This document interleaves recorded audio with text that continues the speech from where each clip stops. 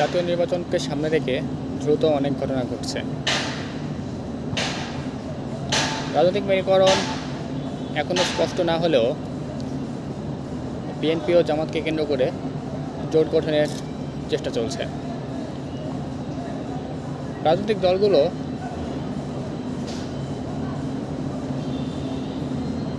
কোনো দরজা বন্ধ না করে সকল দরজা খুলে রাখার কৌশল গ্রহণ করেছে।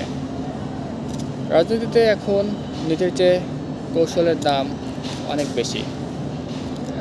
যেমন জামায়াতের আমির ডাক্তার শফিকুর রহমানের 1947 পরবর্তী প্রতিটি ঘটনার জন্য নিঃশর্ত ক্ষমা প্রার্থনা এবং বিএনপির ভারপ্রাপ্ত চেয়ারম্যান তারেক রহমানের নির্বাচন পরবর্তী জোট সরকার গঠনের ঘোষণা সেই কৌশলেরই অংশ। জুলাই সনদের আইনি ভিত্তি তৈরির আগেই জনপ্রতিনিধি বা আরপিও অধ্যাদেশে সংশোধনের যে প্রস্তাব নির্বাচন কমিশন করেছিল সেটি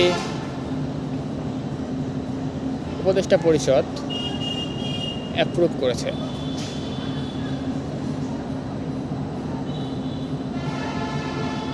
জনপ্রতিনিধি অধ্যাদেশের যে সংশোধনীগুলো প্রস্তাব করা হয়েছে সেগুলোর বেশিরভাগের সাথে আমরা একমত। যেমন নির্বাচনে অংশগ্রহণকারী প্রতিটি প্রার্থীর সম্পদের দেশের মধ্যে ও দেশের বাইরে থাকা সম্পদের হিসাব দেওয়া, পুরো আসনের নির্বাচন স্থগিত করা কিংবা 50,000 টাকার বেশি লেনদেন হলে সেটি ব্যাংকিং সিস্টেমের মাধ্যমে করা।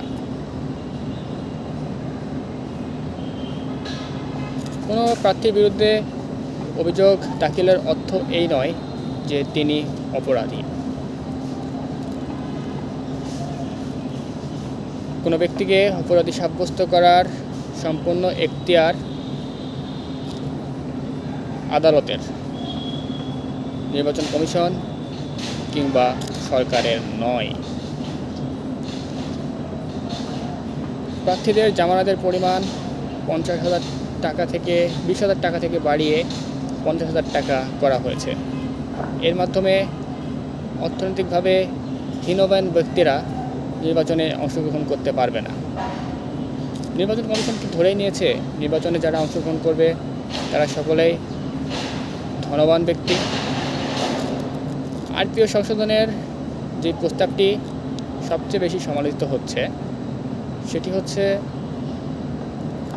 প্রার্থীদের দলীয় প্রতীকে, সেটি হচ্ছে জোটে অংশগ্রহণকারী দলগুলোর দলীয় প্রতীকে নির্বাচনে অংশগ্রহণ করা।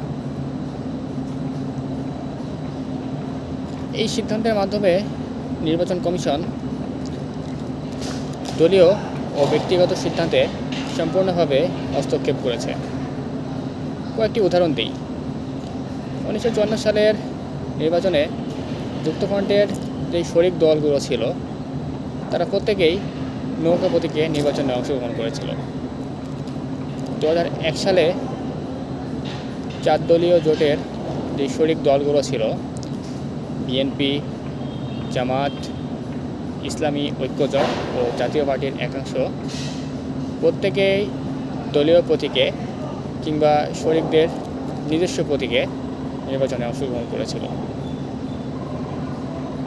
এমনকি 2008 সালের জাতীয় সংসদ নির্বাচনে আওয়ামী লীগের নেতৃত্বে যে মহাজোট গঠিত হয়েছিল সেই মহাজোটের প্রার্থীরা কেউ নৌকা প্রতীকে আবার কেউ লাঙ্গল প্রতীকে নির্বাচনে অংশগ্রহণ করেছিল। 2018 সালের জাতীয় সংসদ নির্বাচনের সময় জামায়াতের নিবন্ধন স্থগিত ছিল, ফলে দলটি বাধ্য হয়েছিল ধানের শীষ প্রতীকে নির্বাচন করতে। আরপিও সংশোধনের এই অধ্যাদেশটি নিয়ে বিভিন্নভাবে বিতর্ক শুরু হয়েছে। বিএনপির যুগ্ম মহাসচিব ডক্টর সালাউদ্দিন আহমেদ বলেছেন, আরপিও সংশোধনীর এই প্রস্তাবটি আমরা সম্পূর্ণভাবে প্রত্যাখ্যান করলাম। যদিও জামাতের নায়েবে আমির ডক্টর আবু তাহের বলেছেন, এই সিদ্ধান্তের মাধ্যমে প্রতিটি রাজনৈতিক দলের নিজস্ব পরিচয়ে নির্বাচনে অংশগ্রহণ করার যেই স্বাধীনতাটি তৈরি হলো, এর মাধ্যমে গণতান্ত্রিক প্রক্রিয়া আরও অনেক বেশি বেগবান হবে।